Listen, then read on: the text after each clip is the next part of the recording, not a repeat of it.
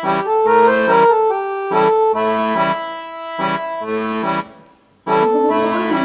ronde avec quatre personnes qui vont se présenter. L'idée c'est de revenir sur du coup bien commun, bien privé, la recherche de l'harmonie dans la vie paysanne.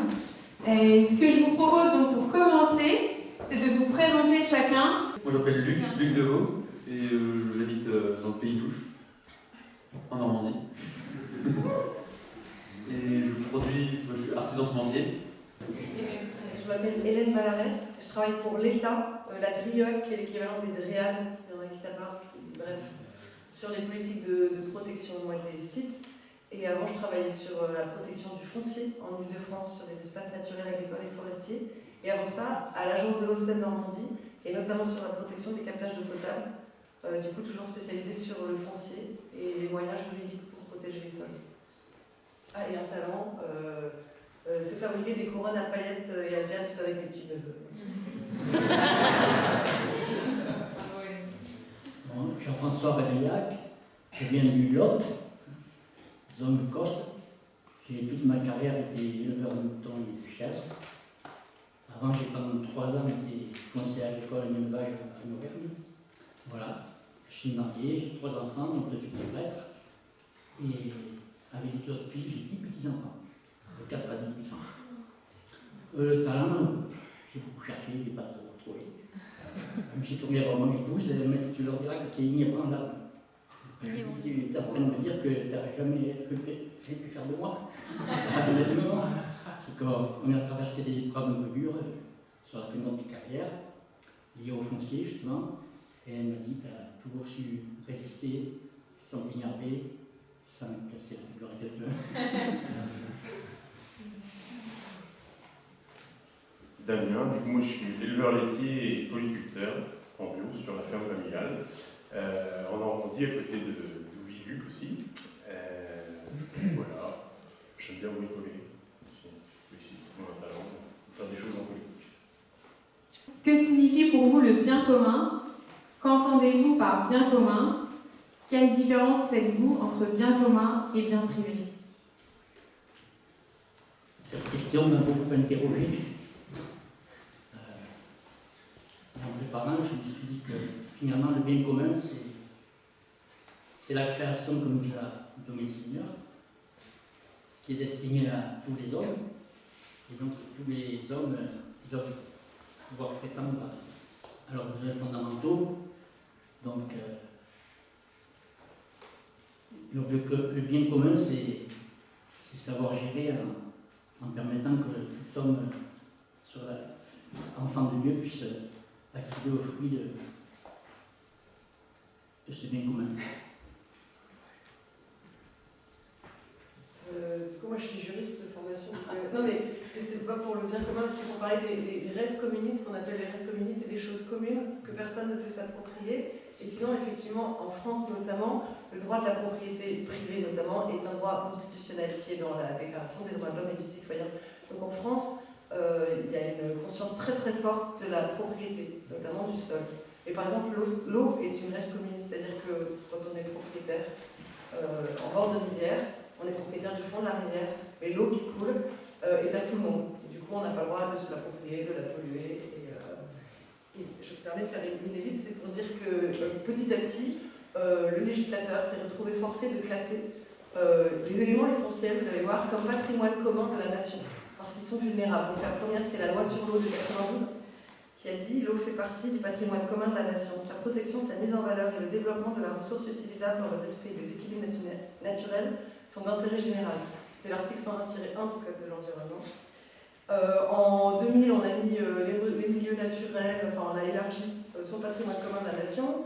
En 2016, on a mis le sol, le patrimoine commun de la nation, petit à petit. Et même là, en 2021, justement pour des enjeux agricoles, parce qu'il y avait des conflits entre urbains et ruraux, les hauts ruraux qui s'installent et qui se prennent des nuisances agricoles, on a même mis que le son et les bruits de la campagne faisaient partie du patrimoine commun de la nation. Et aujourd'hui, l'article 110-1 est rédigé comme suit.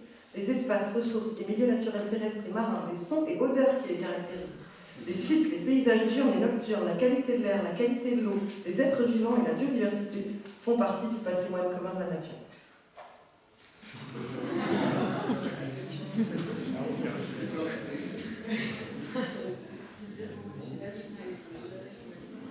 Je suis d'accord.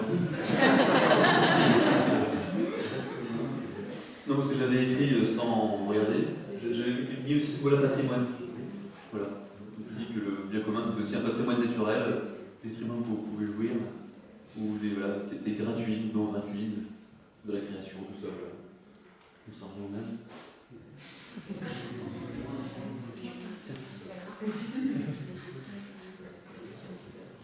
Et moi, j'avais dit un peu un bien de la création qui nous concerne tous, qui répond à un besoin essentiel, comme tu disais aussi, et sur lequel on a notre mot à dire et avec lequel on interagit.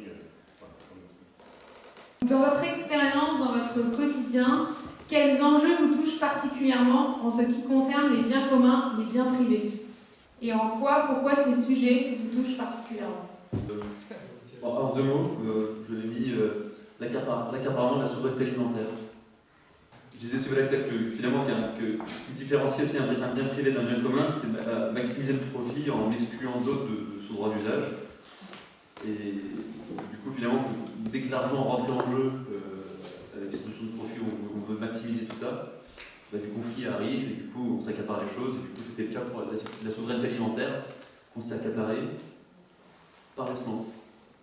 Comment dire, en soi, c'est ça que j'ai réalisé, enfin, du coup, vu que je suis artisan semencier et que je produis des graines, quand je produisais des semences, c'est ce que j'ai remarqué, ce qui me touchait pas mal, c'était que finalement, en mettant une graine dans le sol, enfin, voilà, en entretenant un peu, finalement, on arrivait à en avoir énormément.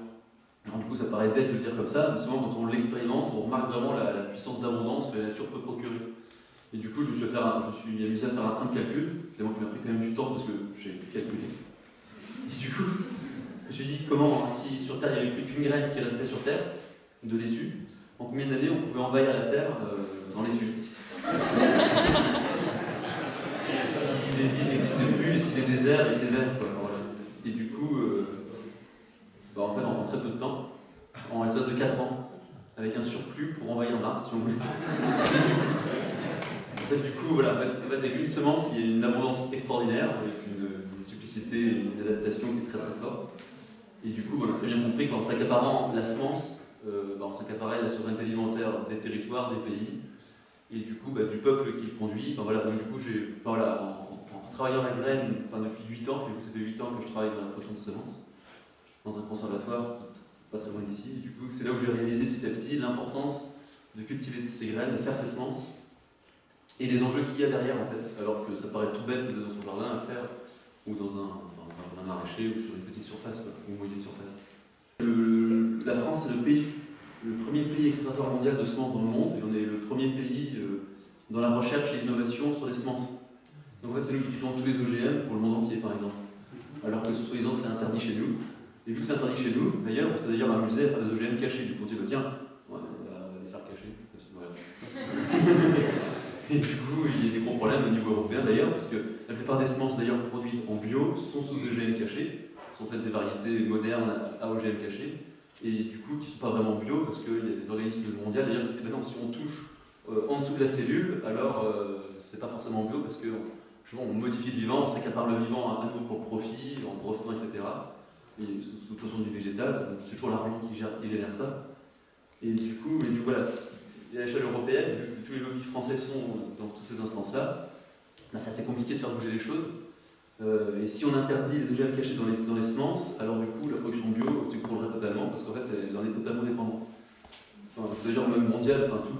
Donc du coup, il y a vraiment cet enjeu-là de dire comment refaire des semences vraiment adaptées à l'agriculture, la vraie agriculture, enfin voilà, bio dans le sens où on met moins de pesticides, etc. Du coup, il faut bien s'intéresser à la semence, mais à l'échelle locale. La France est une filière qui est très très bien structurée, qui s'est structurée dès les années 1900, où en fait on a compris au 19e siècle qu'il y avait un intérêt très grandissant dans les semences, même dès le 17e siècle en fait. En fait, déjà on aurait pu faire la révolution en 1700 ou 1800, quand certains semenciers se sont dit, se sont devenus semenciers, se sont dit, tiens, on va aller voir dans la population, dans ce qui se passe en France, on est un pays très très diversifié, d'ailleurs on a un puits de diversité de la France. La plupart des semences viennent de l'autre bout du monde et sont arrivées en France. On a fait plein de choses incroyables alors que ça n'existait pas ici. Et du coup, de toute cette diversité-là et de toute cette richesse, certains se sont dit, bah, tiens, il y a des choses qui sont intéressantes, on va les récupérer, on va les amener à Paris, on va les multiplier là-bas, on va les améliorer.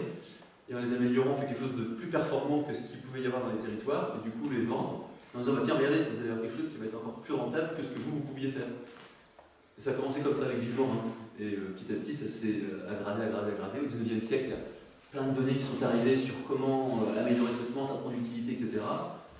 Et puis d'ailleurs, certains livres, certains agronomes du 19e siècle, il y en a un qui s'appelle Julien Joignot, comment il s'appelle Joignot, mais j'ai oublié son prénom, en 1848, qui écrit le traité des graines et qui dit attention, dans l'amélioration des plantes, parce qu'on ne sait pas jusqu'où on peut aller, et donc du coup il met déjà une mise en garde sur en gros la modification effrénée des plantes.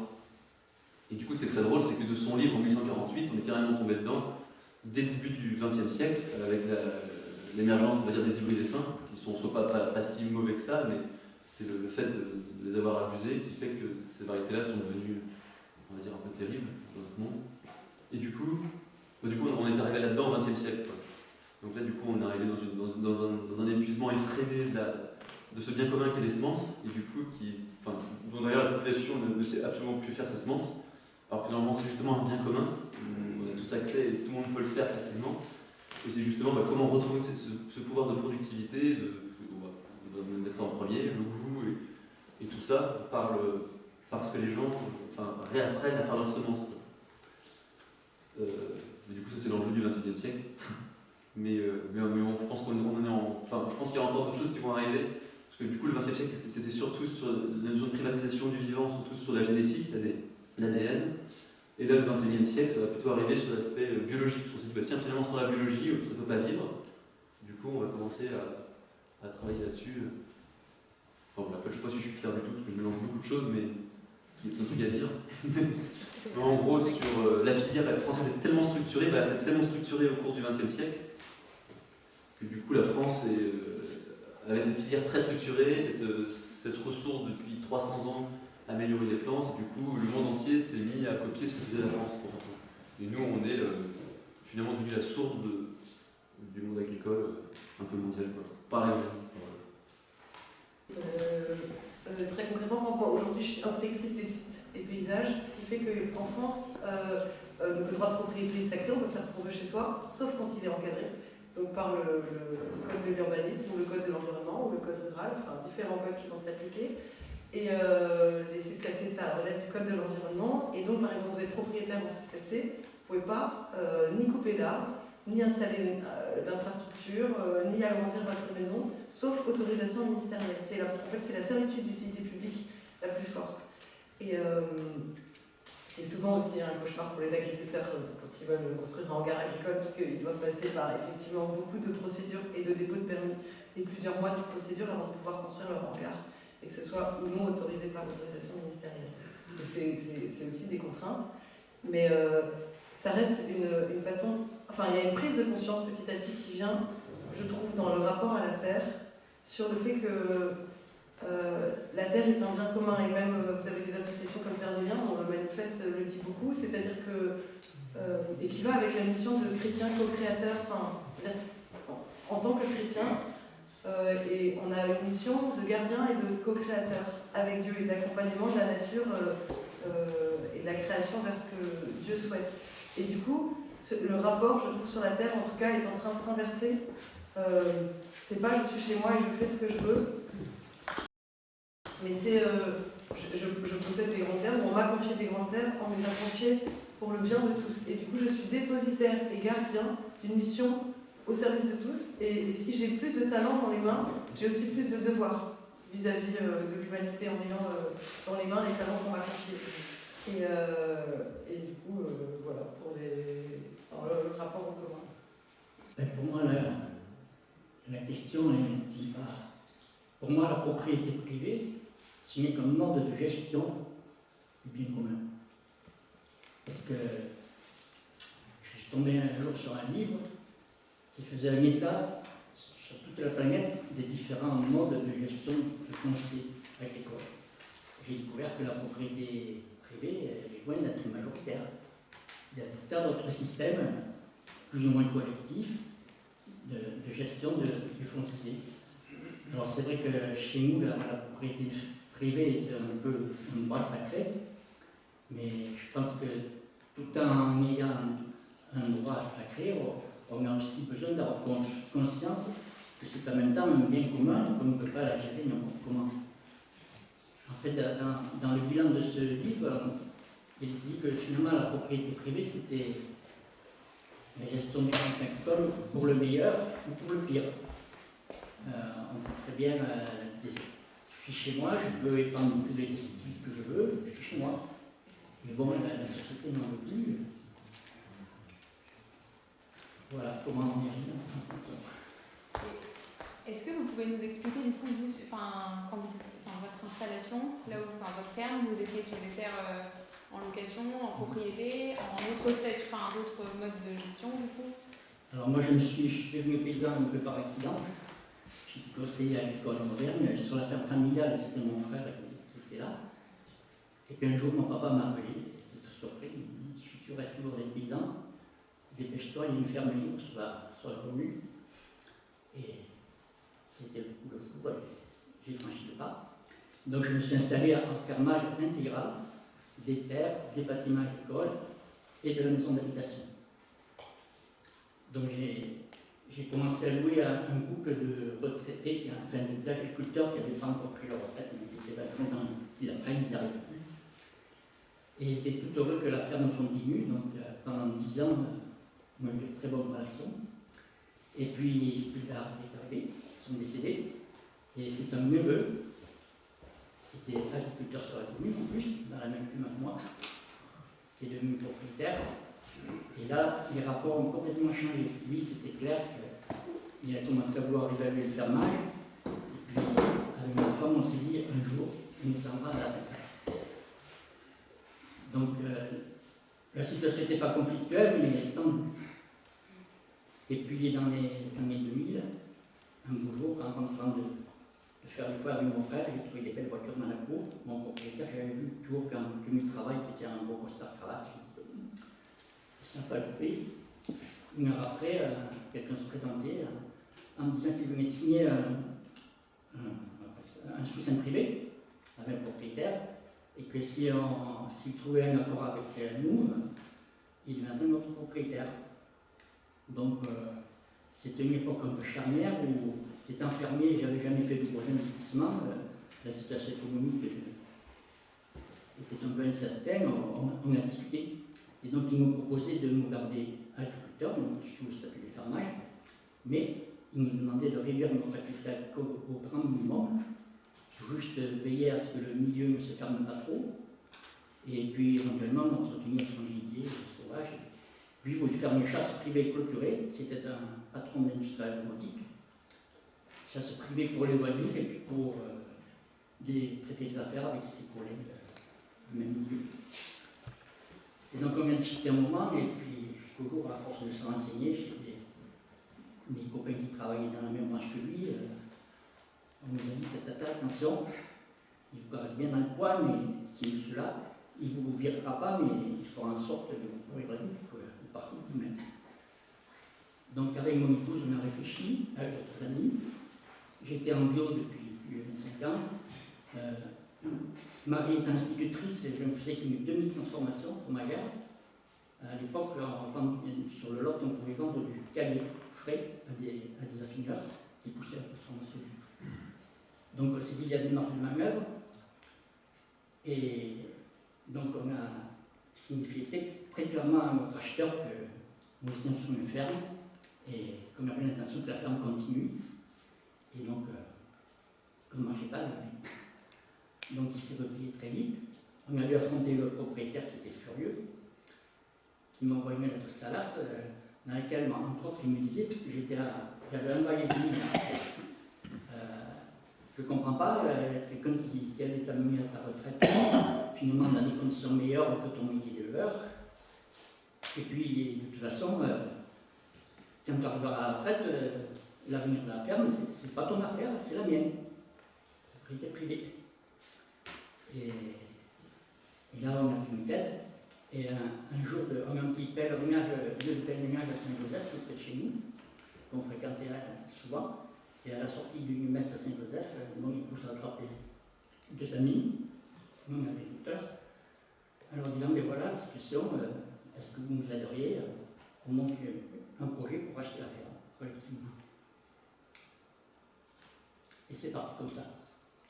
Et il se trouve que moi j'étais dans un groupe de travail, on était en train de créer, enfin, l'idée de Terre de Liens était là, mais on n'avait pas concrétisé les outils pour acheter des fermes. L'idée était justement dans un monde qui changeait, où les consommateurs étaient de plus en plus exigeants sur l'agriculture, puisque le monde agricole est intransformable. On a un État et des syndicats qui ne veulent pas changer. Si vous voulez changer, il faudra que vous mettiez à acheter les terres. C'était l'idée. Donc on s'est mis à, tout à fait légalement d'ailleurs, à collecter de l'épargne en invitant les gens à venir sur la ferme, en allant l'hiver, quand il n'y avait pas de travail, dans les villes, dans les bars associatifs, des lieux où on pouvait échanger avec les consommateurs. Et au fil du temps, on a fini par récolter quasiment la somme, une petite ferme de 200 brebis et 50 chèvres. Il y avait un corps de bâtiment qui montait à 400 000 €. Donc totalement inaccessible pour un bilan. Et donc cet acheteur évacué, 5-6 ans après, il y a un homme qui est arrivé en disant que lui il a été plus clair, il a dit, je me frappais à la porte en disant, je suis votre nouveau propriétaire. On l'a bien chanté dessus, mais chez nous ça se passe comme ça. Et du coup ça a relancé un peu tous les adhérents de l'association, ça a relancé la campagne de collecte, et puis on est arrivé milieu 2008, on n'a pas trop compris, on a eu une lettre de propriétaire qui n'était pas très claire, mais on s'est dit, tiens, peut-être qu'il est prêt à négocier. Ça faisait quand même 6 ans qu'on se battait. Moi j'avais présenté au tribunal paritaire des Bobos avec demande de révision de prix, que la SAFER visiblement il m'a répondu que j'étais fermé, j'étais dans mes pleins droits avant la SAFER,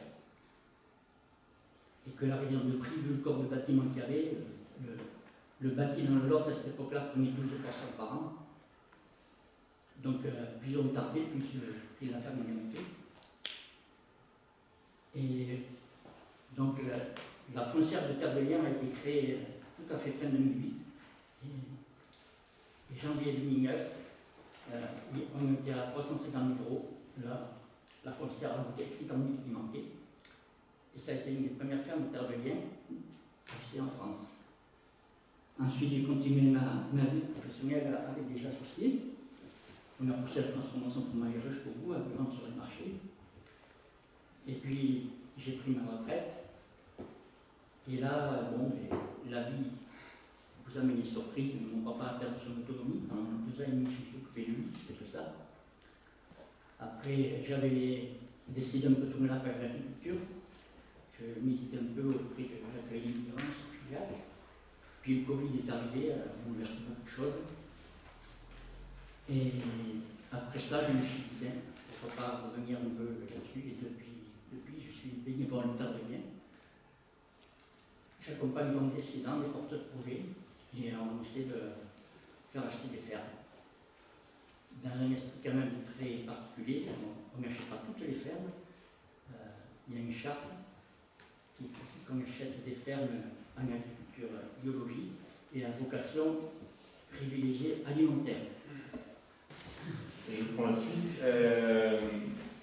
Donc les enjeux, je me suis questionné sur quels sont les biens communs. Alors, effectivement, il y a la terre, l'accès à la terre. Alors moi, c'est une ferme familiale, donc j'ai facilement eu accès à la terre. Après, on est aussi fermier, et du coup, on loue le corps de ferme principal et puis 70 hectares autour. Donc, finalement, ces terres-là, depuis 4 générations, on les cultive, mais en même temps, on n'est pas propriétaire. Et c'est pas pour ça qu'on ne va pas s'engager à planter des haies, à mettre en place un système qui nous va bien, mais on ne sait pas si demain, si s'ils voulaient vendre, dans quelle situation on pourrait se retrouver. Mais voilà, on avance, on fait un outil qui nous semble cohérent. Voilà, je me suis aussi posé la question de, finalement, à partir de ces biens communs qui sont la terre, l'eau, l'air, la biodiversité. En fait, on est dans un processus de production et du coup, on cherche à créer de la richesse pour vivre. Et on est toujours un peu dans un compromis où, vu le contexte aussi, il faut produire et à partir des biens communs, on les préserve. Et on est toujours un peu en dilemme à dire finalement c'est plus simple d'avoir un grand champ d'une espèce qui va produire fortement et en même temps on a envie de préserver la biodiversité, donc de planter des haies. On n'est pas nombreux sur la Terre, on est quand même 5, mais pour faire tout ce qu'on voudrait en préservant la biodiversité, tout ça, en fait c'est un boulot qui demande beaucoup d'énergie donc on fait des compromis toujours pour essayer de produire au mieux en préservant ces biens communs. Et en même temps, on aimerait aller plus loin et on a des contraintes, ce que parlait aussi l'intervenant ce matin, de contexte, de marché, sociologique aussi, qui font que on est toujours un peu dans le compromis. J'ai bien aimé aussi dans les échanges de ce matin le côté sociologique où en fait on est aussi dans la gouvernance de paysans, on a aussi possibilité d'échanger dans les coopératives sur qu'est-ce qu'on va produire, qu'est-ce qu'on va commercialiser, être acteur de ça. Et ça, pour moi, c'est vachement aussi important. Dans les QA, on peut être aussi amené à décider de quel outil on va acheter en commun, quel intérêt commun aussi on va acheter ce outil-là. Ça peut être à travers des modèles comme les AMAP aussi, où collectivement, il est décidé de commercialiser des produits qui respectent ces biens communs aussi. Voilà, il y a aussi le concept de sécurité sociale alimentaire qui commence à se développer. Je me dis, c'est des enjeux à saisir dans la consommation de chacun, de dire qu'est-ce qu'on choisit de produire au niveau alimentaire pour préserver au mieux les ressources de la création. Je peux compléter ou pas? Ouais, j'avais juste une question pour compléter et après je te redonne la parole. Est-ce que du coup tu peux nous dire concrètement, tu es engagé dans une AMAP, une coopérative, une PUMA, enfin simplement, pour illustrer un peu. Tout à la fois, c'était trop général. Non, mais c'était...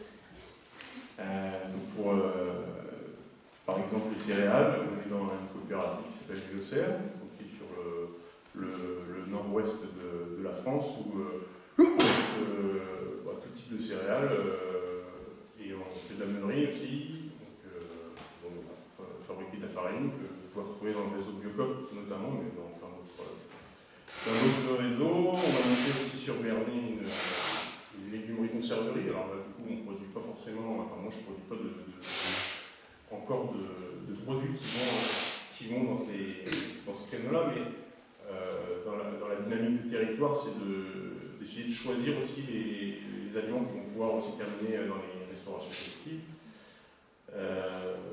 À la CUMA, on est aussi engagé sur différents outils. On essaye, en tant que bio, de tendre la perche pour des matériels, des herbages mécaniques par exemple. Alors des fois ça prend, des fois ça ne prend pas.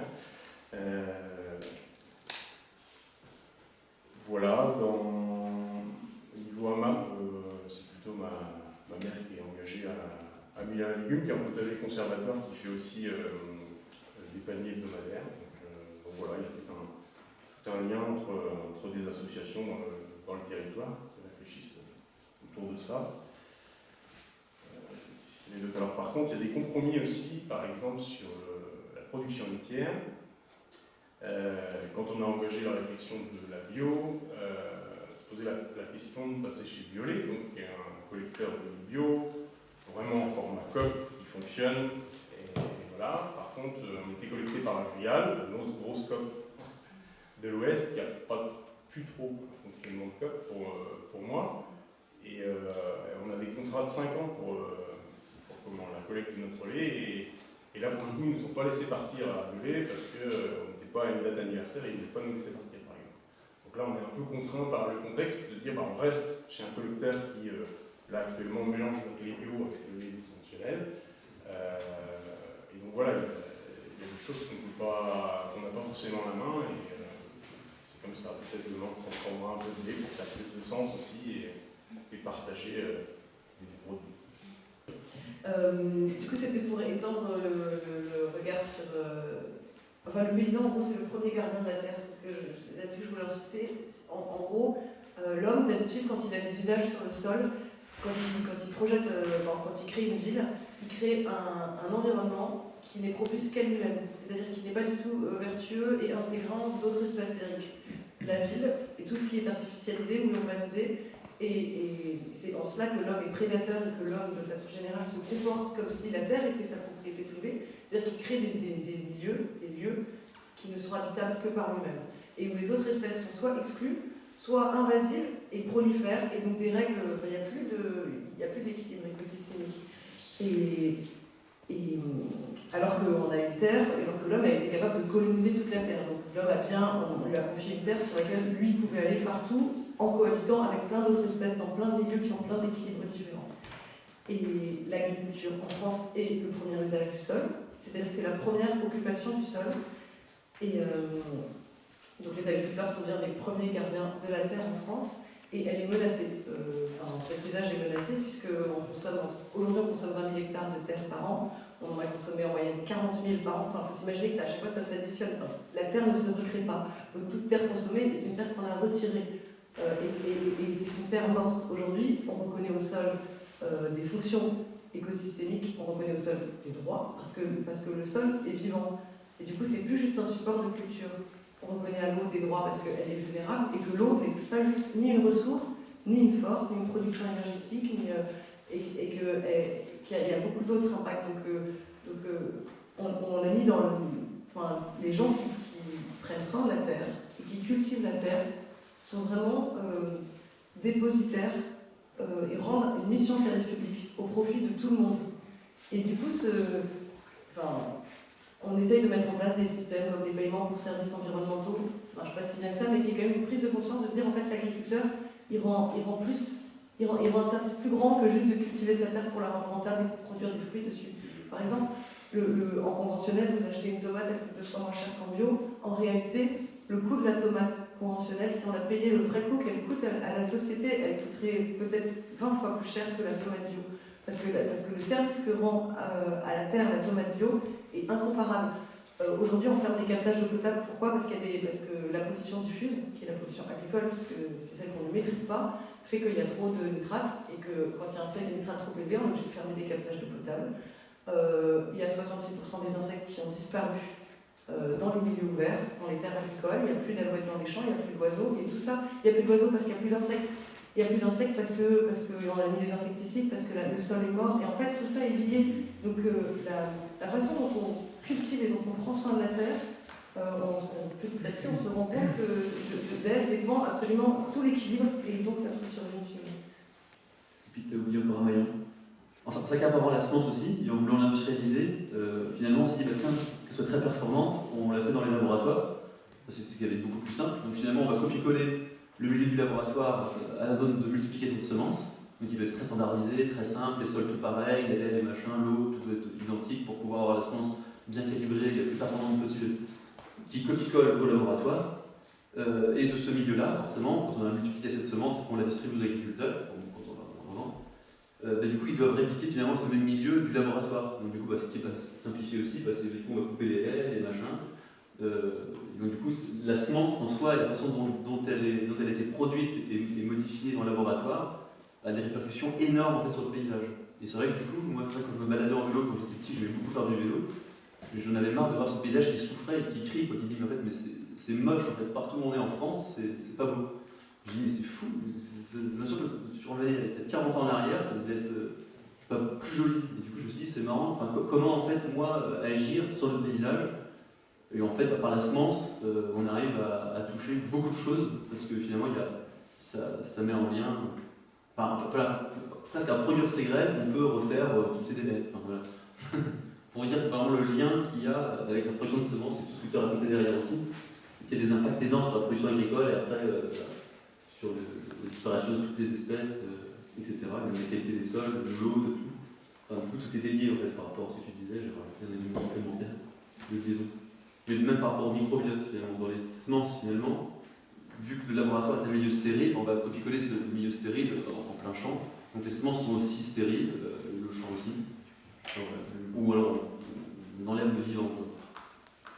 Là je simplifie le message, mais concrètement c'est ce qui se passe. La question suivante, l'idée c'est de zoomer un peu. Avez-vous un exemple, une situation concrète à partager où bien commun et bien privé se sont chevauchés, retrouvés en concurrence? Je vais prendre les exemples de captage d'eau potable, parce que c'est un bon exemple, et ça me permettra de rebondir sur la force du bail rural, qui reste quand même un contrat, qui est un des contrats en droit français qui donne quasiment le plus de droits au contractant. C'est-à-dire que le bail rural est du fait de la lourdeur des investissements qu'est obligé de faire un agriculteur, parce qu'il va avoir des restrictions à plusieurs années, c'est normal sur ces terres, et du coup, il faut qu'il ait une protection particulière. Mais donc le bail rural est dans des contrats qui donnent le plus de droits en droit français, et notamment, vous l'avez dit, pour la SAFER, effectivement, quand on est exploitant, on est prioritaire à ce qui est logique. Sur les captages d'eau potable, du coup, on a un problème, puisqu'on se retrouve avec une eau qui est polluée en souterrain. Vous savez, l'atrazine, par exemple, je prends l'exemple de l'atrazine, elle a été interdite en 2003, c'était pour les maïs. Aujourd'hui, on est en 2023, on continue à trouver des traces d'atrazine qui rendent l'eau non potable dans les nappes phréatiques. C'est-à-dire que la pollution, c'est pas instantané, là on est à 20 ans, mais peut-être que dans 100 ans, on retrouvera des pollutions dans le sol. Il y a plein d'autres pollutions. Là, je vous prends l'exemple des pollutions agricoles, c'est parce que l'agriculture étant la première occupation des sols, c'est de fait, c'est celle qu'on va retrouver, on va pouvoir retrouver des traces dans l'eau, puisque une nappe phréatique, c'est donc évidemment pas un gros bassin, mais c'est juste la concentration d'eau dans le sol, et l'endroit où le sol est saturé en eau, c'est ce qu'on appelle la nappe phréatique. Et donc toute eau qui tombe sur un territoire, in fine, elle va soit finir à la mer par les rivières, réseau de surface, soit finir dans la nappe par infiltration. On ne peut pas imposer, si on n'est pas propriétaire, on ne peut pas imposer à un agriculteur, l'État ne peut pas dire, bon bah vous êtes sur une zone de captage d'eau potable, moi vous me mettez du bio, vous me mettez de la pâture, vous me mettez de la forêt. Il peut le faire que s'il met en place une servitude d'utilité publique avec indemnisation, ou qui demande, voire une expropriation, ou en tout cas préhension, acquisition, mais ça peut passer par expropriation. Et là-dessus, une fois qu'il est propriétaire, c'est pas l'État, c'est les collectivités, c'est les syndicats d'eau, là-dessus, il pourra mettre les agriculteurs qu'il souhaite et les pratiques qu'il souhaite. Mais c'est pour dire que là, on a un vrai conflit, parce qu'il y a des obligations qui pèsent sur les gestionnaires d'eau, de rivières, de bon état, qualitatif et quantitatif des eaux, mais on ne peut pas imposer les usages comme ça, en tout cas sans indemnité. Donc il y a ce conflit entre des objectifs qui sont fixés par la directive cadre sur l'eau, par l'Union européenne, à atteindre, et les enjeux privés. Et les rivières, il y a des gros enjeux sur les rivières, parce que vous avez pu voir, mais la température dans les rivières a énormément monté. Cet été, on s'est rendu compte que... il y a de plus en plus de trophisation, ça c'est effectivement puisque on change les pratiques agricoles aussi. Les terres sont de plus en plus à nu, et quand les terres sont à nu, les eaux ruissellent, et quand les eaux ruissellent, elles finissent dans les rivières, elles emmènent avec elles les engrais, elles emmènent plein de choses. Donc les rivières sont désoxygénées, et les rivières ont des températures anormales. Et du coup, on se dit qu'à plus ou moins long terme, on va avoir en France ce qu'on appelle des eaux mortes, des endroits où il y aura plus de vie. On aura des eaux, mais ils n'auront plus leur service. Voilà, c'était pour les... Et juste un exemple de certitude, ce que tu... Et ben les certitudes on va mettre une certitude d'utilité publique sur les captages. C'est avec des périmètres de protection rapprochés, immédiats, éloignés. Aujourd'hui, on a même des droits de préemption qui sont créés pour les collectivités sur les captages d'eau potable. Bon, moi, vous avez bien compris l'exemple. Le premier acheteur, c'était pour faire une chasse privée clôturée. Sur le lot, aujourd'hui, on a entre 10 et 20 000 hectares de grosses fermes, de grosses surfaces, voyées, qui sont entièrement dédiées à la chasse. Le seul animal qui vit dessus sont des sangliers.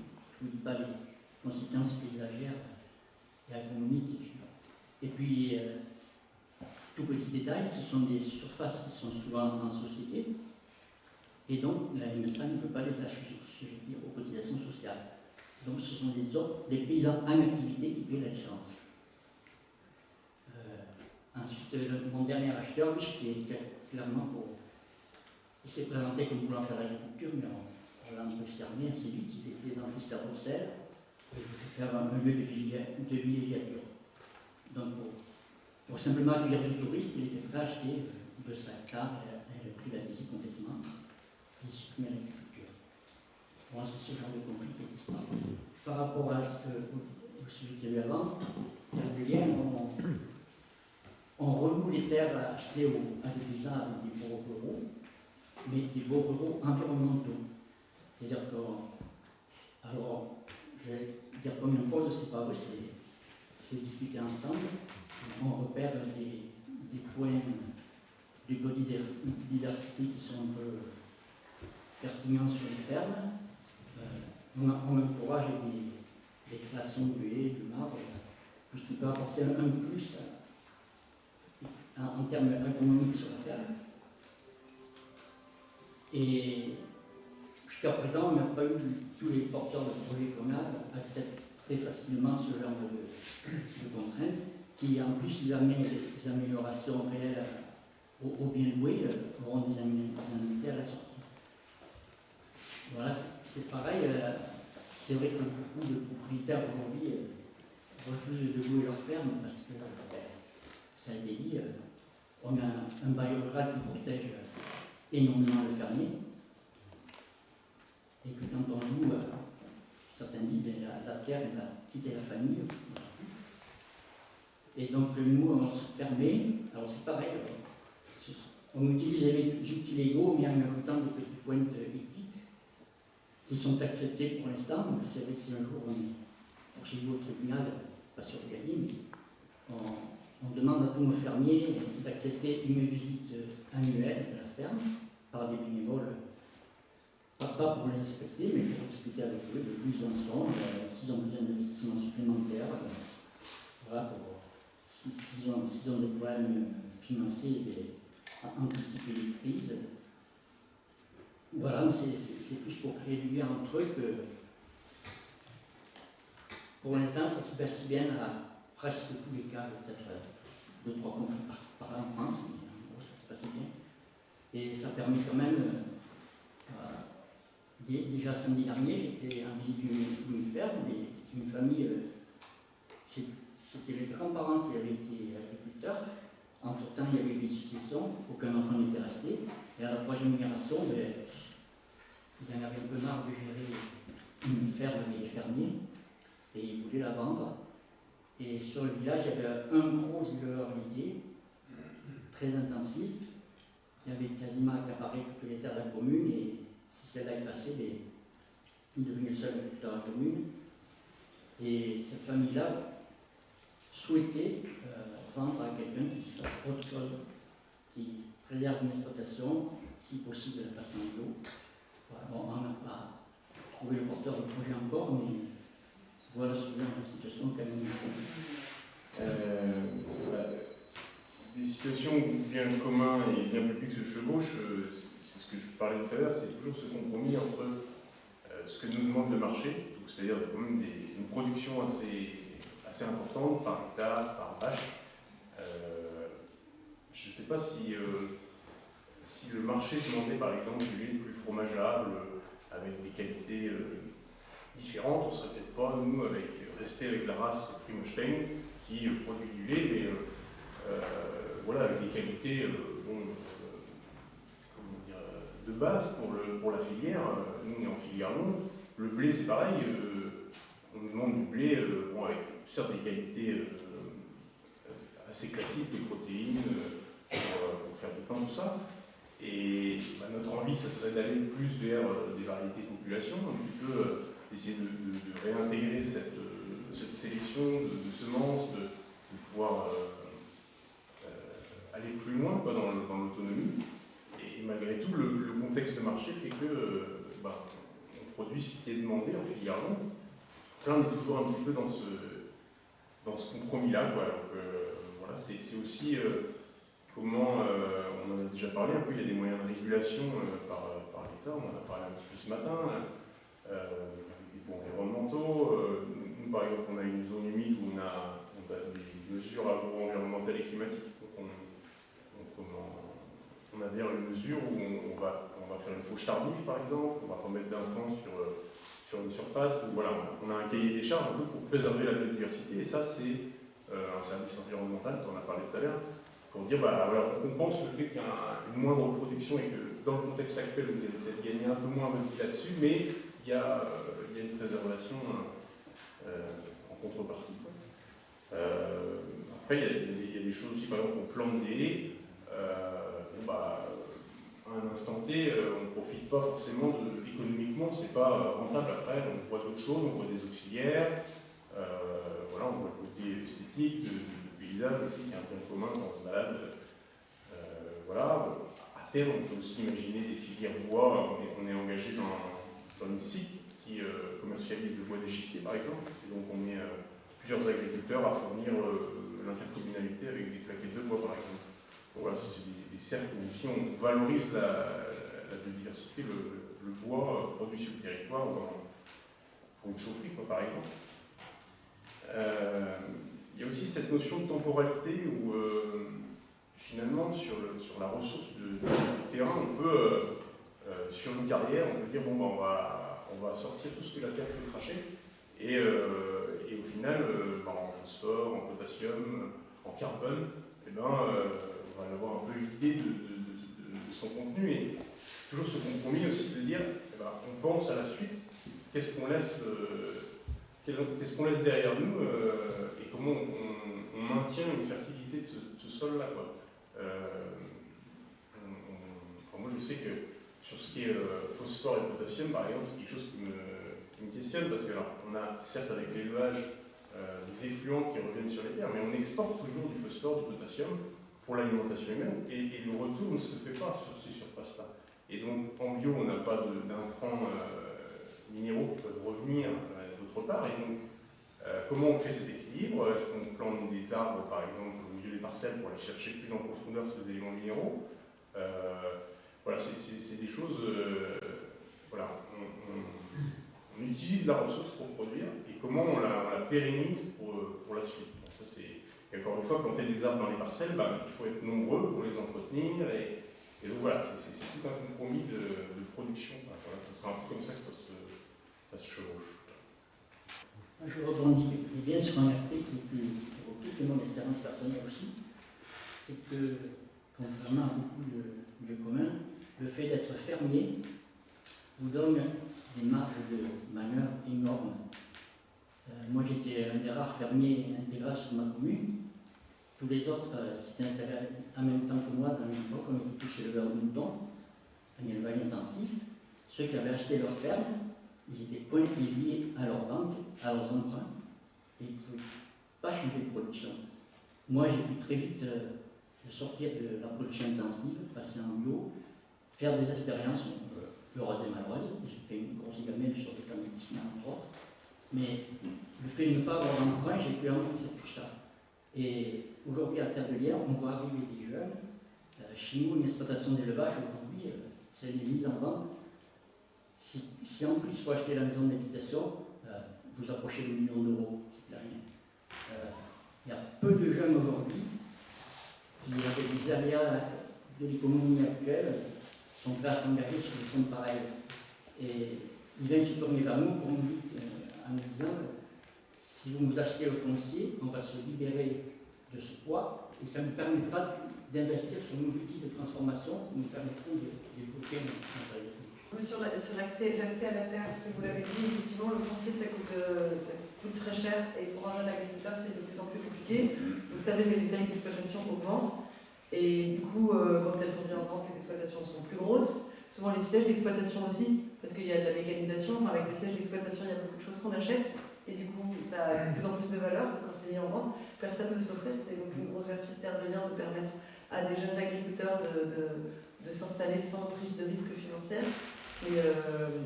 Mais on pourrait imaginer que ce soit porté par des structures publiques. Alors il y a des collectivités qui essayent de s'y mettre, de faire du portage foncier, par exemple la région Île-de-France de faire un petit peu. Enfin elle essaye, mais en fait c'est finalement assez dur de trouver des candidats à l'installation, on s'en rend compte. Et en France, vous savez, le prix du foncier agricole c'est 6 000 € l'hectare en moyenne, c'est pas le prix partout. Très souvent, les sièges d'exploitation des vieilles fermes valent très cher. Et c'est compliqué de les utiliser comme... Enfin, nous, en tout cas, on voit beaucoup en Ile-de-France de demandes des agriculteurs d'avoir des nouveaux hangars, d'avoir aussi des logements pour les salariés, parce qu'un salarié agricole en Ile-de-France, il doit payer le loyer. En fait, si le fermier il n'a pas les moyens de loger ce personnel, c'est très compliqué pour lui. Et du coup, voilà, je pense que c'est un gros enjeu. Parce que justement, je disais que il y avait ce lien entre l'agriculteur ne peut pas trop faire sa semence parce qu'il est soumis à beaucoup de. Un peu encadré par beaucoup d'enjeux de production sociale, etc., de ce qu'on veut manger. Et justement, c'est ça ce qu'on essaie de mettre en place en Normandie, justement, surtout sur la partie semence potagère. C'est que le maraîcher qui, lui, ne sait plus faire sa semence, qu'on lui a dépossédé du coup, au 19e siècle et surtout au 20e siècle, c'est comment il peut réapprendre à faire sa semence, sachant que souvent on dit qu'il n'a pas le temps de le faire. Justement, en fait, c'est comment réapprendre une partie de son métier, même si aujourd'hui c'est compliqué à cause des enjeux économiques, etc. C'est comment réintégrer ça, et du coup en collectif. Tout seul, c'est pas possible de faire sa semence, mais à plusieurs, c'est possible, et en conjuguant les enjeux justement économiques, etc. Du coup, le bien privé de la personne, il faut quand même qu'elle vive, etc. Et du coup, c'est quand même essayer de faire sa semence en tant que quelque chose de commun, mais en conjuguant le bien privé. Du coup, ce qu'on vous propose ensuite, c'est pour avoir un peu un vent d'espérance, en tout cas de nous citer, de nous raconter une situation où le bien commun a eu la primauté, la priorité, l'a remporté face à des intérêts privés. Faire la fête pour le bien commun, faire la fête. Ça, c'était quelque chose qui avait primé sur le bien privé, justement, qui est tout nouveau, qui n'existe peut-être pas trop en France, parce que ça vient d'Amérique du Sud. Après, ça arrive en Espagne, du coup, ça arrive dans la tête d'un ami qui habite dans le comté de Nice, enfin qui n'existe plus, du coup, les Alpes-Maritimes. Et du coup, ils se sont amusés à Menton, alors que c'est une ville parisienne, une extension de Paris au bord de la Méditerranée, à vouloir faire la fête pour le bien commun en retrouvant un oignon qui avait soi-disant été disparu mais qui a été retrouvé par une vieille dame qui le maintenait de génération en génération dans son jardin et qui s'appelait l'oignon rose de Menton, qui est un oignon rose qui a alimenté la population là-bas pendant plus de 2000 ans parce qu'il vient à l'origine d'Égypte, puis c'est arrivé jusque sur les côtes méditerranéennes. Et cet oignon-là, qui est très proche des oignons d'ailleurs qu'on trouve en Italie encore un peu dans la petite bourgade, etc. Du coup, ils en ont fait la tête de pont pour les semences paysannes maralpines en général, et surtout les semences paysannes en général, et comment retrouver ce bien commun en fait, par la fête. Du coup, ça attire beaucoup de monde. Du coup, il y a beaucoup de gens qui sont très loin de tout ça et qui voient du coup une fête paysanne complètement émergée au bord de la Méditerranée. Et du coup, en fait, ça attire du monde et beaucoup de gens, du coup, ça les éveille à quelque chose dont ils n'ont absolument pas conscience. Après, il y a aussi peut-être beaucoup de bobos parisiens qui sont en vacances, ils sont contents de voir ça, mais c'est pas encore. Voilà, du coup, c'est intéressant. Du coup, moi j'ai que des exemples effectivement où le bien commun l'a emporté, parce que c'est mon métier. Mais je vais vous donner un exemple, c'est la ferme de la Haye en Vallée de Seine. On est en Vallée de Seine entre Paris et Mantes-la-Jolie, tout est urbanisé. Il reste des poches comme ça, quelquefois de terre agricole. Donc là, on est entre les Mureaux, si ça parle à certains, quelquefois ça fait des titres des journaux. Et les usines de Flandre-Bergenville, et il y a des champs captants. Et du coup, une agriculture biologique qui était dessus. Ça appartient à la mairie de Paris. Le conseiller départemental des Yvelines dit tiens, j'ai très envie de me construire un circuit de Formule 1, est-ce que je pourrais l'installer? Je vais acheter ces terres-là, je vais faire un circuit de Formule 1. Et du coup, face à une opposition locale et avec l'aide de la SAFER et de l'agence de l'eau Seine-Normandie, la région Île-de-France est venue acheter cette zone de captage et il y a installé 3 maraîchers en bio. Après, ça c'était en 2011, et donc aujourd'hui il n'y a plus 3 maraîchers en bio parce que c'est compliqué d'être jeune agriculteur. D'abord, il y en a un qui avait la clé sous la porte très très vite. Le deuxième, là, était en redressement judiciaire. Et du coup, on espère qu'il va réussir à maintenir son activité. Lui, il voulait produire des légumes bio pour les cantines scolaires. Et le Covid est passé par là. Ça, c'était en 2011, quand il faisait ses légumes bio. Et aujourd'hui, il s'est mis à la culture céréalière et il a fermé toute sa usine de transformation de légumes bio. Et voilà. Et il n'y a pas de budget, il n'y a pas d'acheteur. En tout cas, lui, son modèle n'a pas marché. Et on se rend compte que le seul agriculteur qui s'est pérennisé, c'était un agriculteur qui était agriculteur de père en fils. Je veux dire, c'était familles d'agriculteurs, de maraîchers et de arboriculteurs. C'est comme ça, les bergers. Et du coup, eux, ils s'en sortent, mais ils s'en sortent parce qu'ils ont la culture paysanne, enfin, ils ont la culture du paysan, c'est-à-dire qui sait et qui vont gérer une entreprise, et on ne gère pas une ferme comme on gère une start-up. Et du coup, lui est venu demander à la présidente de l'Agence des espaces verts de la région de France de racheter sa ferme, chose que normalement on ne fait pas et qui a été très critiquée parce que on avait acheté ces terres et cette ferme au titre de la protection des captages d'eau potable et non pas pour la préservation de l'agriculture. Et donc en le vendant à un agriculteur, une ferme qui a été achetée avec de l'argent public, et de l'argent public notamment des subventions agences de l'eau. Et du coup, on n'aurait pas dû normalement revendre cette ferme à l'agriculteur, puisque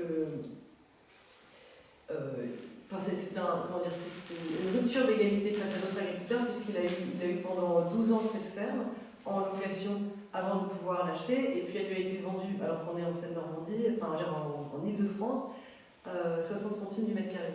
60 centimes, on va dire 6 000 € l'hectare. 6 000 € l'hectare, évidemment, c'est pas le prix d'une parcelle au bureau. Et surtout pas d'une parcelle en bio qui va très très bien avec un très grand corps de ferme qu'on a aussi vendu assez peu cher. Et voilà. Et du coup, c'est des vrais enjeux parce que c'est ce que je vous disais en Ile-de-France, tous les corps de ferme, même lui il a dit de façon très claire, s'il s'en va, s'il peut valoriser le corps de ferme et le vendre beaucoup plus cher et le scinder, c'est ce qu'il a déjà fait dans son acte notarié, de scinder la maison d'habitation du siège d'exploitation, ce qui lui permettra de revendre les deux de façon indépendante le jour où il veut partir. Et du coup, moi, comme exemple, terminé à acheter des fermes sur le lot. Une des avant-dernières fermes, c'est une commune qui a été élue sur le projet d'installer des paysans maraîchers en bio pour éviter que les gens du village courent tous au supermarché acheter leurs légumes. Et la commune a donc préempté sur une partie de terre qu'un agriculteur qui allait à la retraite allait vendre. Terre de Lienne a acheté le foncier et la commune lui a financé l'amélioration d'un logement sur de la commune et lui a financé son local de transformation des légumes. Et ça a tellement bien pris que 2 ans après, ils ont continué en installant un paysan boulanger. J'ai un neveu qui travaille dans des animateurs du jardin de Cocagne, en Dordogne, où on essaie de faire reprendre pied à des gens qui ont un peu perdu par l'activité maraîchère. En exemple, moi du coup, ce serait peut-être le projet des petites louches là, que je vous ai parlé tout à l'heure. Donc c'est un projet de légumerie-conserverie qui est fait en atelier chantier d'insertion. Donc les personnes qui sont éloignées de l'emploi, qu'on remet le pied à l'étrier dans cet atelier-là. Et en parallèle, il y a aussi Emilia Lévy qui fait de la sensibilisation dans les écoles. Je pense qu'il y a vraiment quelque chose aussi à s'émerveiller de la création qui fournit la nourriture de qualité pour que en fait, les actes de consommation de demain choisissent des produits qui sont produits en France, qui sont de qualité et qui du coup préservent l'intérêt commun. Concrètement, du coup, dans cette légumerie, vous êtes combien à être engagé, enfin, comment... Alors, du coup, c'est une asso où on est une dizaine dans le CA. Pour l'instant, ça fait 1 an que c'est lancé. On a surtout développé la conserverie. Il y a une bonne quarantaine de producteurs qui ont transformé en conserve. Donc, voilà, il y a 68 000 bocaux qui sont sortis, qui sont commercialisés après dans leur réseau de distribution. Et on fait aussi sous notre propre marque des petites bouches, des conserves en bio qu'on commercialise dans les épiceries du coin. Et par contre, ça décolle un peu moins fort sur la fourniture de légumes, soit des légumes bruts, soit des légumes découpés sous vide pour les cantines, parce que là, il y a plus d'énergie à mettre à aller faire changer les habitudes de consommation dans les cantines. Et c'est là où la sensibilisation, justement, elle prend son sens. Il faut parler de ce qu'on fait aussi à l'agriculteur pour susciter une envie de mieux choisir les aliments qu'on consomme. De façon générale, dans les outils, il existe beaucoup d'outils. Enfin, il y en a qui veulent parler de tous les outils fonciers ou de tous les outils qui existent de protection et d'endroits où on peut protéger les sols. Et du coup, je vous ai pas présenté l'outil qui avait été utilisé là, mais c'est les périmètres régionaux d'intervention foncière, et qui sont des zones sur lesquelles la région de France va décider qu'elle décide de protéger les terres.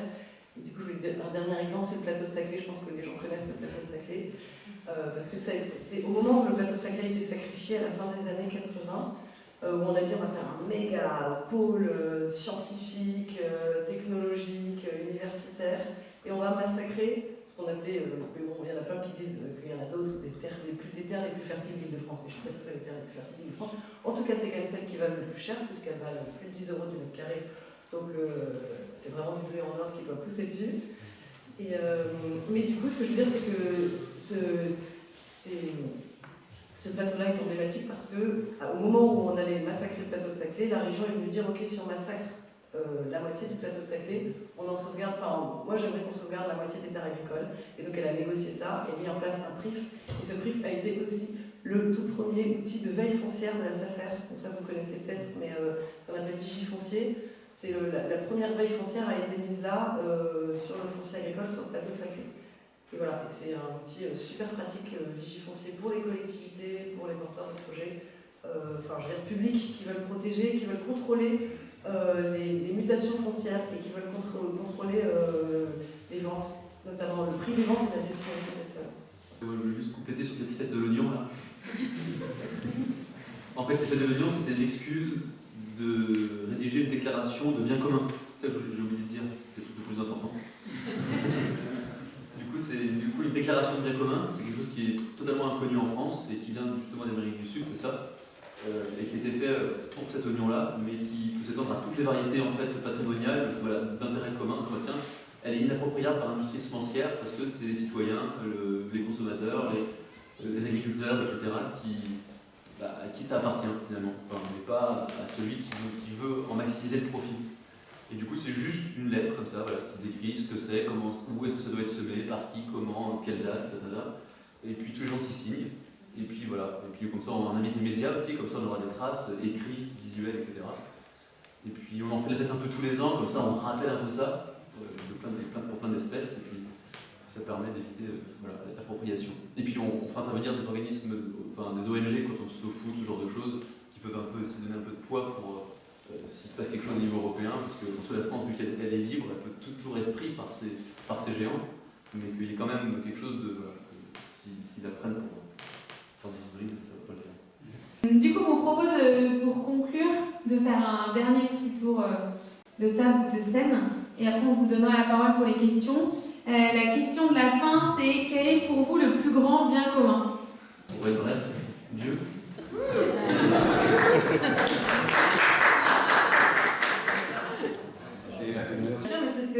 C'est ce que je vous ai dit au début sur le rapport de domination que Dieu a sur l'homme, c'est-à-dire on l'appelle Seigneur, Dieu. Et ben Dieu veut que l'homme soit le plus libre possible et le plus exultant de lui. Et ben c'est le même rapport de domination que Dieu a confié à l'homme sur la création. Et du coup, toute la création évidemment est bien commun, mais ce que je veux dire c'est que en fait on a des mains pour bénir et on a vraiment des mains pour bénir la terre. Et du coup est-ce qu'on a des mains qui subliment, est-ce qu'on a des mains qui relèvent, est-ce qu'on a des mains qui bénissent, et dans cette dimension-là, vous savez, même le pape François nous a invité à dire je demande pardon à Dieu, à moi-même, à mes frères et à la terre, en fait. Est-ce que dans ma vie quotidienne, est-ce que j'ai des mains qui bénissent, est-ce que j'ai des mains qui relèvent? Et dernière petite anecdote, j'étais la semaine dernière à un congrès sur les arbres. Et du coup, on a parlé du droit des arbres. En fait, on en rigole, mais on parle du droit des arbres, on parle du droit des animaux, on parle du droit des plantes et des sols, parce que donner la personnalité juridique à quelque chose, c'est lui donner aussi la possibilité d'ester en justice, c'est-à-dire d'être protégé. C'est-à-dire que sinon, en fait, les associations environnementales, ou même, en fait, s'il n'y a pas de personnalité juridique, eh ben, on peut même, on peut pas nommer la chose ou la personne, donc on ne peut même pas nommer de préjudice ou de dégradation. Et du coup, on donne maintenant, on va peut-être donner un jour des droits. Et après, c'est la vie de ça. Je me sens un peu quoi que ce soit trop trop. Je vais dire, peut-être vous tous, nos frères, les humains qui sont tous pas libres. coup, effectivement, la création, Dieu, du coup, tout le monde ensemble, je pense que c'est aussi cette force qu'on doit avoir d'échanger pour préserver la création, et c'est en le faisant ensemble aussi qu'on trouve des façons de faire plus adéquates pour que demain on puisse toujours s'émerveiller de cette création. Merci beaucoup.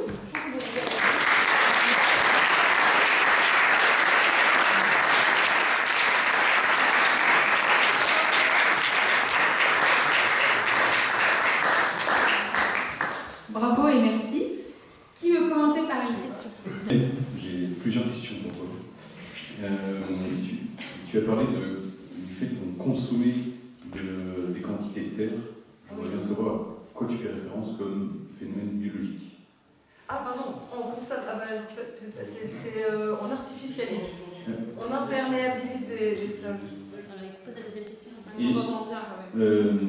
ensuite, ma deuxième question, c'est, alors je ne suis pas un spécialiste de la Genèse, mais il me semble que Dieu nous a dit de soumettre la terre.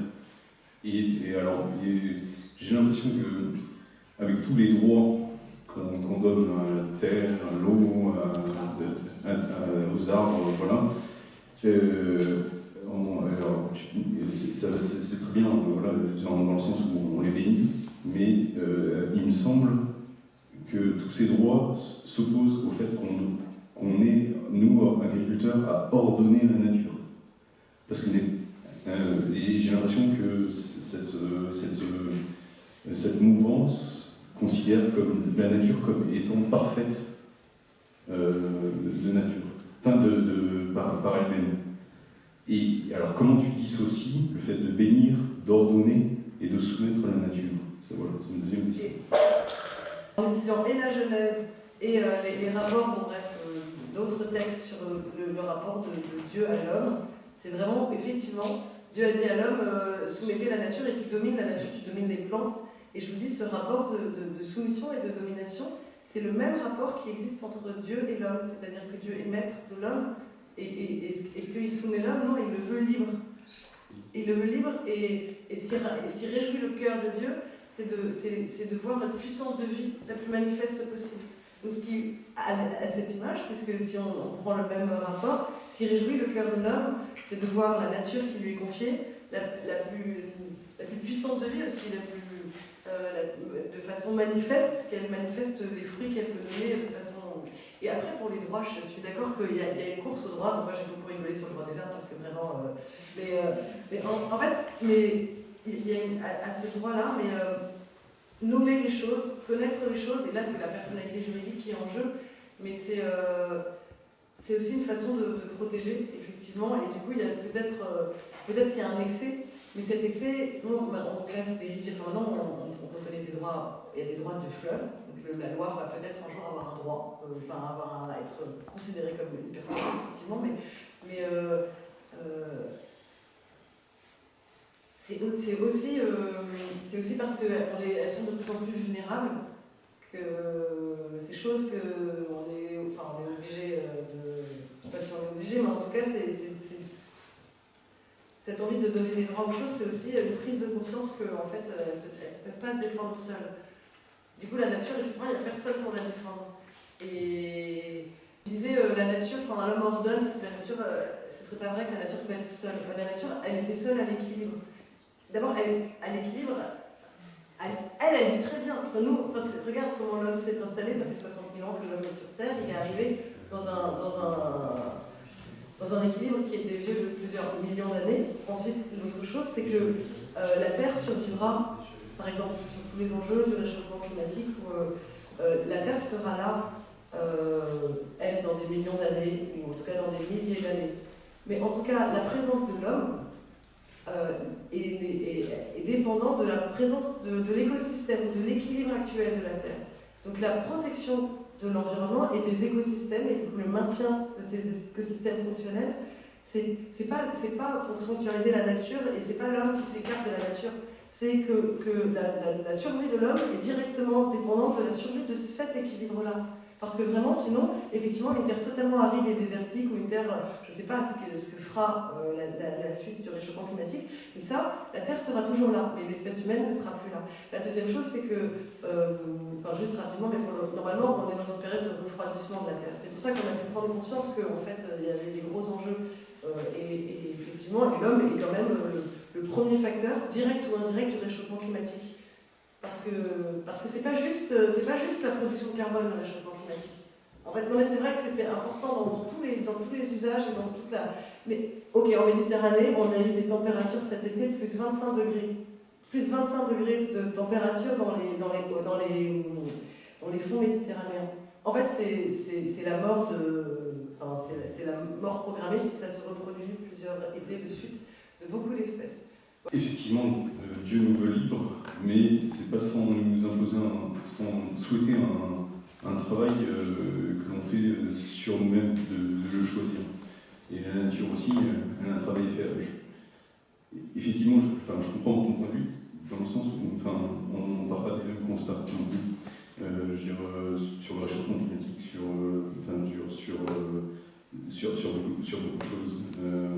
Mais moi, cette question, sur la question des droits, comment on fait en sorte de se dire l'homme il est premier face aux droits de l'arbre, de je ne sais quoi. Pour moi, dans la jeunesse, il y a cet ordre. C'est l'homme d'abord, la nature ensuite.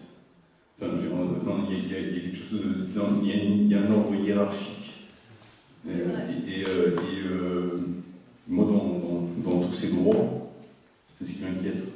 Mais après... Et ce matin, on a entendu parler du fait de la déification de la nature et voir une paganisation, de voir la déesse nature et d'effacer Dieu là-dessus.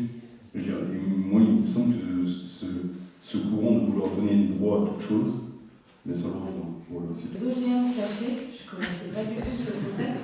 Et du coup, est-ce que tu pourrais nous expliquer un peu plus en détail qu'est-ce qu'un OGM caché? Alors, on ne peut pas les reconnaître parce qu'ils sont cachés. En fait, c'est très simple. Oui. En gros, ce qu'on appelle l'OGM caché, il y a plusieurs choses. C'est justement pour augmenter cette productivité, etc. Et puis quand même répondre à une demande exponentielle en bio, etc. Avec des variétés modernes qui produisent très bien et tout ça. Du coup, il a fallu, vu qu'on ne pouvait pas faire cette transgénèse, donc du coup prendre un gène d'une bactérie et le foutre dans la plante, et du coup, on s'est dit, vu que maintenant on connaît encore mieux l'ADN, du coup on va essayer de modifier précisément ce qu'on veut dans cet ADN pour pouvoir avoir finalement le caractère qu'on voulait dans l'ADN de cette transgénèse finalement. Mais du coup, c'est juste finalement de la mutagénèse, ce qu'on appelle ça, finalement les OGM cachés, c'est de la mutagénèse mais dirigée, puisque la mutagénèse existe naturellement, spontanément dans la nature. Et c'est ça justement, toute la nourriture et toutes les formes de nourriture qu'on a aujourd'hui et qu'on mange sont liées souvent à des mutations généralement. Parce que souvent c'est par la force de la sélection qu'il va y avoir quelque chose d'un individu qui apparaît, et du coup on sélectionne ça, et du coup il y a quelque chose d'incroyable qui naît autour de ça. Du coup, aussi à ta question, ta seconde remarque, quand tu disais justement que, du coup je le dis bien, en gros que l'homme tu disais co-créateur, en fait c'est ça, en fait, par la semence, on retrouve un peu notre vision artistique en fait, de ce qui nous nourrit, quoi. Ce qui nous nourrit, c'est au-delà de ce qu'on bouffe vraiment, mais c'est quand la chose est aussi belle. Et donc du coup, on se dit, quitte à faire quelque chose de bon et beau, tant mieux. Donc c'est pour ça que c'est ça qui est intéressant aussi, c'est que quand l'homme produit des semences et sélectionne, on aime bien avoir cette vision aussi de faire quelque chose de beau. Et du coup, c'est ça qui est marrant, c'est que dans les variétés, on va dire souvent anciennes, là, qu'on a pu nommer, quand on s'est mis d'ailleurs à individualiser les variétés, puisque d'ailleurs la notion d'individualiser les variétés n'existait pas il y a encore 300 ans, mais dès qu'on s'est mis à les individualiser, en tout cas le nom qu'on leur a donné, souvent c'était des noms qui étaient assez jolis, alors qu'aujourd'hui d'ailleurs ce sont des noms qui ne sont plus du tout jolis, parce que c'est des noms, suite à des OGM, qui n'ont plus rien à voir. Mais du coup là, c'est de la mutagénèse dirigée, ça va être des variétés CMS, on dit, c'est-à-dire la variété... Alors c'est cytoplasmique mâle stérilité, la stérilité mâle cytoplasmique, voilà, c'est ça. Donc c'est-à-dire qu'on va induire une stérilité mâle dans le cytoplasme de la cellule pour empêcher qu'elle produise du pollen et donc du coup pouvoir féconder plus facilement les choses.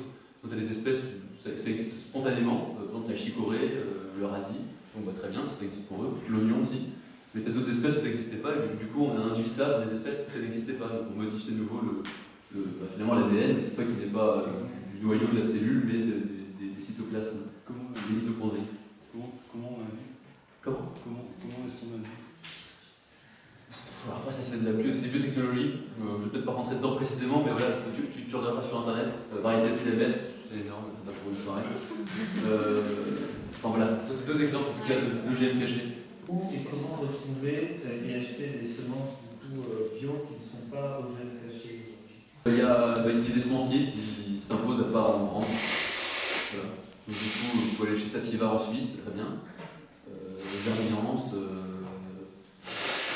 Sénail, enfin tous ceux qui font partie d'ailleurs du réseau semences paysannes, qui est un réseau semences paysannes à l'échelle nationale depuis les années 2000.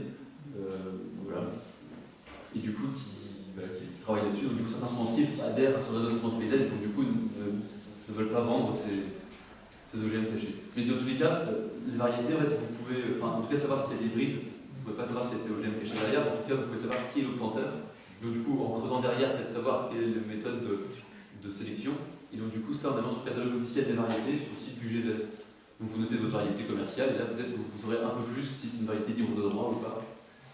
Une variété qui n'est pas libre de droit, hybride, etc. Vous pouvez peut-être, en creusant, vous pouvez savoir comme ça. Pour monsieur dont j'ai oublié le nom de Tarvelien, je trouve que le concept de votre association est vraiment génial, parce qu'il y a beaucoup de jeunes, j'en connais, qui essaient de s'installer et financièrement c'est absolument inenvisageable.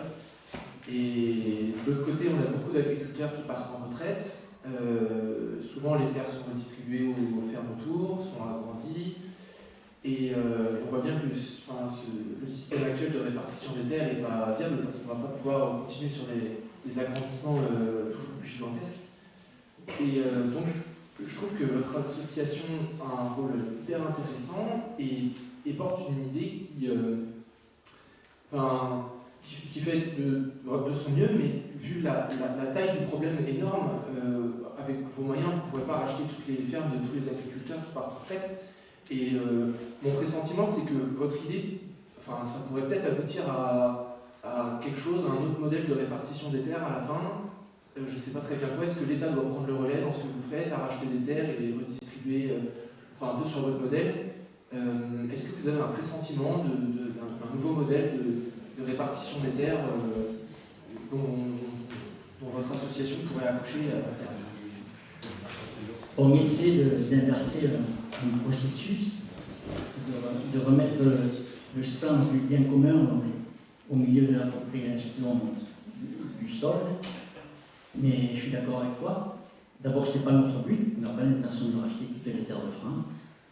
À l'heure actuelle, d'ailleurs, en gros, on achète 30-40 fermes par an et il en disparaît plusieurs centaines par semaine. Donc, la partie hyper-violence. Mais disons, le fait d'avoir engagé ça et d'y arriver, ça donne une impulsion. Et par chez nous, par exemple, on n'a que 5 fermes intermédiaires achetées, mais du coup, il y a des maires de petites communes rurales qui, comme je l'ai dit tout à l'heure, ont l'idée d'installer des maraîchers ou d'autres productions, mais de relocaliser la production, de remettre des paysans des séries d'exploitation sur leur commune alors qu'ils n'en ont plus, toutes leurs terres sont occupées par des agriculteurs qui viennent des communes voisines. Et du coup, on est de plus en plus sollicité par des municipalités pour voir comment on peut l'installer dans une commune à 10 km de chez moi, qui a encore quelques agriculteurs qui touchent à la retraite et qui veulent passer de leur ferme, qui cumulent retraite et prime PAC. Ça peut durer un certain temps. Pendant ce temps, il n'y a pas de transition possible. Et c'est pareil, cette mairie a présenté dernièrement sur une transition de ferme et a trouvé un couple de maraîchers et ambitionne de. Alors, ils sont engagés à l'aider parce que des petites communes de 150 habitants, pour faire vivre un maraîcher, il faut quand même qu'il ait d'autres objectifs. Mais donc, ils sont engagés à plusieurs maires à sur une cantine scolaire commune déjà à acheter ses légumes, à monter un petit magasin qui sera sûrement ouvert une ou deux après-midi par semaine pour inciter justement les gens du village, au lieu de faire 30 km pour aller acheter leurs légumes dans les supermarchés, ce qui aujourd'hui commence à coûter aussi, de revenir un peu à l'achat à la ferme ou dans un magasin collectif. Voilà, c'est des petites initiatives. Voilà, on émue des choses et puis, ma foi, comme on dit, le Seigneur fera le reste. Il est question du bien commun. Les biens communs, c'est aussi un héritage spirituel. Un héritage spirituel et puis la faculté de contempler les paysages qui ont été façonnés par la main et le labour de génération et de génération de paysans et de moines. C'est une tradition qu'on doit aux poètes, au sol, Virgile et puis Hésiode. Et parmi ces petits poèmes, il y en a un qui traite du mois de novembre et je vous propose d'en déclamer quelques vers. Donc voilà, c'est un très beau poème. C'est à la Toussaint, les blés semés, les fruits serrés. S'il pleut le 5 jours des reliques et vente à décorner des biques, il faudra bien que Saint-Martin chauffe pour sécher les chemins. Si l'hiver va droit son chemin, il viendra pour la Saint-Martin. Et s'il retarde un seul instant, vous le verrez pour Saint-Clément. S'il trouvait le chemin barré, il paraîtrait pour Saint-André. Si par hasard il s'égarait, il se retrouverait en mai. Passez le jour de Saint-Clément, ne semez plus votre froment. Au temps de Sainte-Catherine, tous les arbres prenaient racine. Voilà, merci de votre attention. Moi, c'est pour les semences aussi, sur les semences libres de droit. Vous parliez, c'est le brevet déposé par les groupes phytopharmaceutiques sur les semences libres de droit. Du coup, alors, les variétés libres de droit, c'est des variétés dont on peut faire ce qu'on veut. Des semences, comment dire, souvent une variété qui a été donc créée par une entreprise semencière. Elle inscrit au catalogue officiel des variétés, qui est créé depuis 1932, et qui garantit la qualité des semences. C'était son but, donc très très intéressant. Mais c'était un peu galvaudé, du coup l'intérêt est forcément toujours pour les plus gros là-dedans. Et du coup, ça coûte très cher aussi d'inscrire. Et le fait de l'inscrire, ça permet de la commercialiser.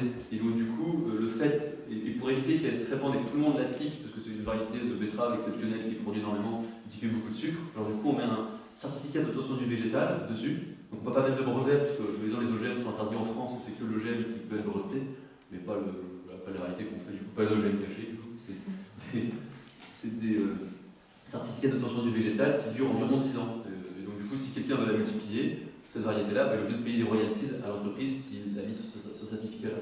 Au bout de 10 ans, la variété tombe naturellement dans le domaine public. Donc ça veut dire que voilà, elle devient plus libre, avec moins de contraintes de vente. Et puis si personne ne la maintient, cette variété-là, parce que d'un coup elle répond plus à la demande dans le futur, du coup carrément elle disparaît du catalogue officiel des variétés. Mais si elle fait partie d'une variété, d'une espèce réglementée, alors du coup elle est interdite à la vente à usage professionnel. On peut uniquement la vendre à usage amateur. Voilà. Après il existe des espèces qui ne sont pas réglementées, comme le panel, le basilic, le quinoa, des choses qu'on mange souvent. La sucrine du mérite, une variété qui n'est pas, qui est une espèce, qui fait partie d'une espèce qui s'appelle la Cucurbita prospeta qui n'est pas réglementée. Et qu'on mange couramment, en fait, on peut faire ce qu'on veut, si vous voulez, vous pouvez même semer ça, l'hybrider totalement, puis changer de nom, le revendre, il n'y a pas de problème. C'est des espèces qui ne sont pas réglementées. Les espèces qui sont réglementées sont des espèces où il y a un intérêt économique derrière, alors que la sucrine du mérite, il n'y a pas d'intérêt économique, le quinoa non plus, pareil, le basilic non plus. Ça, c'était fait en 1941. Voilà. Alors, moi, ma question, c'était par rapport au droit de propriété. Donc, au niveau national et international, ça se résume souvent sur 3 points: usus, abusus, fructus. Donc, le droit d'en user, le droit d'utiliser les fruits et d'en disposer. Et en fait, j'ai entendu dire à madame, à propos du foncier ministre, que par exemple, pour construire un hangar, ils doivent demander au niveau du ministre pour ensuite faire... En site classé, oui, parce que dans certains sites. Voilà, il y a ça, et aussi ces histoires de DPE qui mettent en ce moment sur les propriétaires, dont certains paysans en font aussi, et pour louer les biens. Donc il faut mettre une lettre en fonction du niveau écologique de l'habitat. Et ensuite, donc, l'État a le droit d'interdire de louer la maison et d'interdire aux locataires de dire je voudrais bien ce logement, lettre G, à moindre coût. Donc je trouve qu'il y a de plus en plus d'atteintes au droit de disposer du bien, et usus fructus abusus, c'est les 3 points qu'on retrouve au niveau des législations même internationales. Je veux dire, partout dans le monde, on retrouve ces 3 points communs.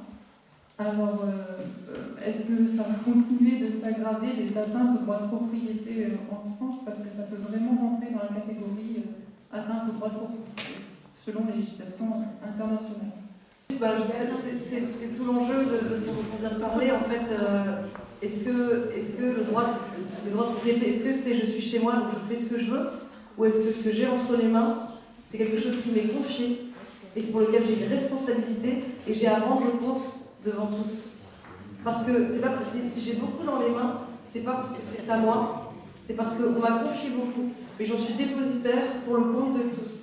Et du coup, non, je pense que le droit de propriété, alors usus fructus abusus, ça vient du droit romain, donc effectivement le droit romain qui a été repris par le droit français et qui est quand même un droit qui a essaimé un peu partout, puisque même les pays, bref, en voie de développement ont repris notre système judiciaire et du coup notre droit. Donc effectivement, on va dire que le droit de propriété c'est un peu réparti, mais alors la protection très très forte, elle est propre à la France, juste, et elle est propre, je veux dire, à une vision d'hommes du XVIIIe siècle.